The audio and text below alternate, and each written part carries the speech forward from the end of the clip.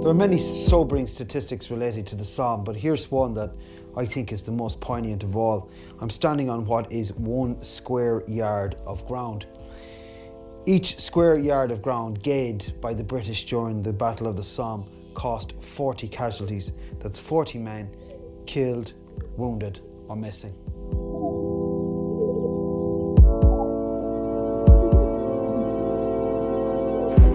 The final audit for the Allies reads like a military and moral apocalypse. On that single day, July the 1st, 1916, the British lost 19,240 men killed. That's more than were killed in the Battle of Waterloo, the Crimean War and the Second Boer War combined.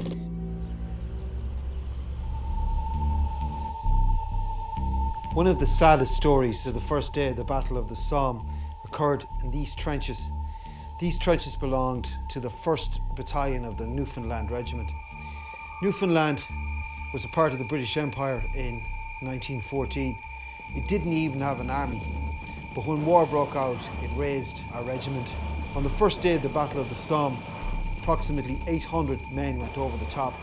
674 of them were killed or wounded by the end of the day, including 310 men who were dead. This was a calamity for a country that had, at the time, just a population of 240,000 people.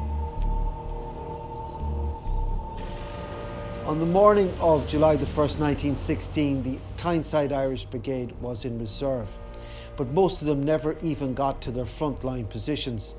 They were mown down by German machine guns that were supposed to have been silenced. In total, the Tyneside Irish Brigade sustained more than 2,000 dead during the First World War, almost a quarter of all those who served in the brigade. This stone bench tells us, think not that their struggles and their sacrifices was in vain. Alas, when one considers what happened here on the first day of the Battle of the Somme, it is hard to concur with that sentiment. As a result of the First World War, 165,000 Irish children lost a parent. 35,000 Irishmen had lost an arm or a leg, and 6,450 of them had gone insane. Many of the Irish nationalists who fought did so for Home Rule, and Unionists fought in the trenches in the hope of stronger ties to the Empire. The Battle of the Somme affected every family, from the meanest Dublin tenement to the doors of 10 Downing Street.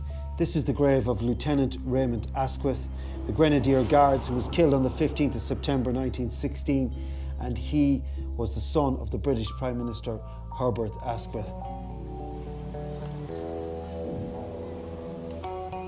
The year of 1916 would give rise to the dreaded word attrition in military circles. It was used to describe that harrowing state of stalemate in which commanders would hurl their forces at the enemy time and again to little or no avail and enormous loss of life. The hope was that by repeating the process over and over, the enemy would simply become worn out. At the end of the Battle of the Somme, there was 1.2 million casualties. It was the biggest battle of the First World War. And what was it all for? The British moved the front line just 7 miles. And just a few months later, the Germans simply abandoned the Somme to a more defensible position which became known as the Hindenburg Line. Less than 2 years later, during the German Spring Offensive of 1918, the Germans took the whole of the Somme region back in just a couple of days.